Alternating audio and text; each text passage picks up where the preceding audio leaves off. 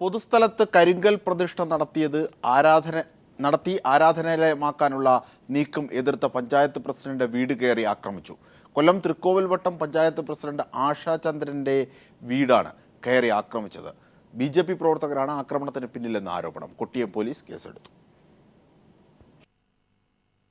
കൊല്ലം തൃക്കോവിൽവട്ടം കണ്ണനല്ലൂരിന് സമീപം റോഡിന്റെ വശത്തായിരുന്നു ഷെഡ് കെട്ടി പ്രതിഷ്ഠ നടത്തിയിരുന്നത്. പൊതുസ്ഥലം കയ്യേറിയുള്ള പ്രതിഷ്ഠയ്ക്കെതിരെ പഞ്ചായത്ത് അധികൃതർ നോട്ടീസ് നൽകിയിരുന്നു. സ്ഥലം ഒഴിപ്പിക്കാൻ പോലീസിനോട് പഞ്ചായത്ത് ആവശ്യപ്പെടുകയും ചെയ്തു.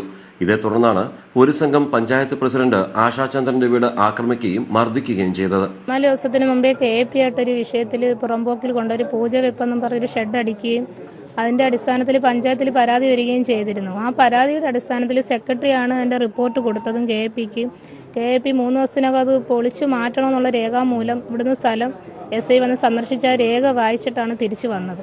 പിന്നീട് അനാവശ്യങ്ങൾ പറയുകയും ഒരുപാട് മോശപ്പെട്ട കാര്യങ്ങൾ അവിടെ അവതരിപ്പിക്കുകയും ചെയ്തപ്പോൾ ഞാൻ വീണ്ടും SI വിളിച്ച് സാറ് വന്ന് മേലാൽ ഇത് ഉണ്ടാകരുത് എന്ന് പറഞ്ഞതിന് ശേഷം വീട്ടിൽ വന്നിരുന്നതിന് ശേഷമാണ് ആങ്ങളെയും അവരുടെ കുടുംബവും എല്ലാവരും കൂടെ വന്ന് എന്നെ ഉപദ്രവിക്കുകയും കസേരയിരുന്ന് എന്നെ വലിച്ചിടുകയും ചെയ്ത് ലാസ്റ്റ് വീട്ടിൽ ആണുങ്ങൾ വന്നതിന് ശേഷം പ്രതികരിക്കാന്നുള്ള രീതിയിൽ ഗ്ലാസ്സൊക്കെ അടിച്ച് പൊട്ടിച്ചിട്ട് പോയിരിക്കുക. പ്രസിഡന്റിന്റെ ജാതി പേര് വിളിച്ച് അധിക്ഷേപിച്ചെന്നും പരാതിയുണ്ട്. കണ്ടാലറിയാവുന്ന BJP പ്രവർത്തകർക്കെതിരെ കൊട്ടിയം പോലീസ് കേസെടുത്തിട്ടുണ്ട്. അതേസമയം പോലീസ് പരാതിക്കാരിയായ പഞ്ചായത്ത് പ്രസിഡന്റിനോട് മോശമായി പെരുമാറിയെന്നും ആരോപണമുണ്ട്. ന്യൂസ് ബ്യൂറോ, കൊല്ലം.